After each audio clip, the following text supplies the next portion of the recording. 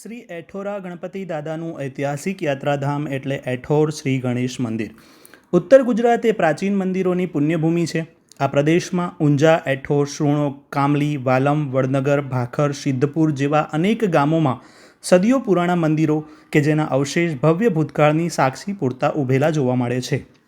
ઊંઝામાં શ્રી ઉમિયા માતાજીનું મંદિર, સિદ્ધપુરમાં રુદ્રમહાલય તથા વડનગરમાં કીર્તિ તોરણ અને એઠોરમાં ડાબી સૂંઢવાળા શ્રી ગણપતિ દાદાનું આ ઐતિહાસિક મંદિર જેવા તીર્થ સ્થળો દેશભરના શ્રદ્ધાળુઓ માટે આસ્થાનું કેન્દ્ર છે.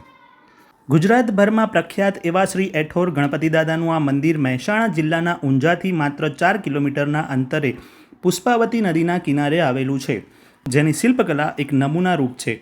આ મંદિરમાં બિરાજમાન શ્રી ગણપતિ દાદાની મૂર્તિની સ્થાપના આરસ કે અન્ય કોઈ ધાતુની નહીં પણ રેણુ એટલે કે માટીમાંથી બનાવવામાં આવી છે. તમને જાણીને અત્યંત આશ્ચર્ય થશે કે આ પ્રાચીન મૂર્તિને સિંદૂર અને ઘીનો લેપ લગાવવામાં આવે છે. ભારતભરમાં ભાગ્યે જ ડાબી સૂંઢવાળા શ્રી ગણપતિ દાદાની મૂર્તિઓ જોવા મળે છે. એવી જ આ મૂર્તિના દર્શન કરવા લાખો શ્રદ્ધાળુઓ વારંવાર દાદાના દર્શન કરવા માટે એઠોર મુકામે પધારે છે.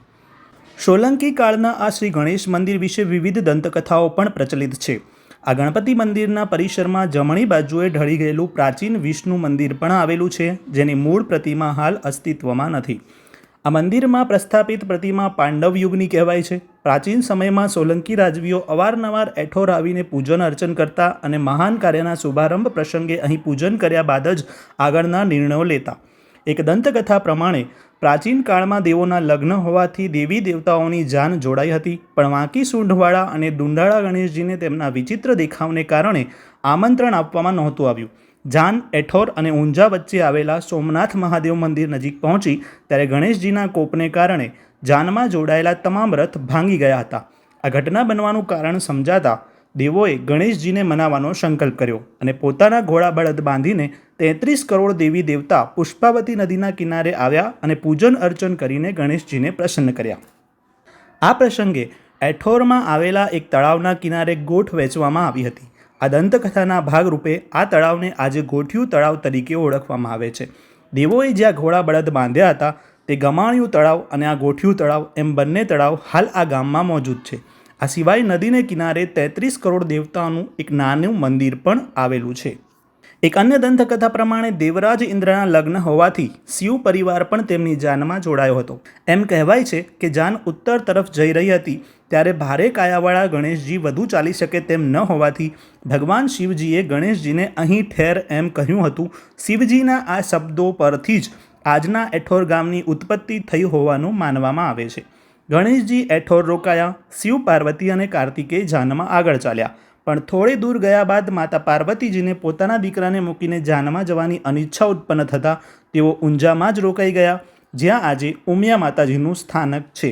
જાન આગળ વધી તો પોતાના ભાઈ અને માતા વગર આગળ વધવાનું ન ગમતા કાર્તિકેય પણ સિદ્ધપુર રોકાઈ ગયા, જ્યાં આજે કાર્તિકેયજીનું મંદિર હયાત છે. ઉત્તર ગુજરાતના લોકો, સાહિત્ય અને મંદિર સ્થાપત્યના અભ્યાસુના મત અનુસાર એઠોરના આ ગણેશ મંદિરનું નિર્માણ કોણે કર્યું હશે તેના કોઈ પુરાવા મળતા નથી કે તેનું પ્રમાણ આપતા કોઈ શિલાલેખ કે આધારભૂત કથા પણ ઉપલબ્ધ નથી. મૂર્તિ વિદ્યાન તથા અસલ મંદિરની સ્થાપત્ય શૈલી જોતા આ મંદિર 11મી સદીમાં નિર્માણ પામ્યું હોવાનું અનુમાન કરી શકાય છે.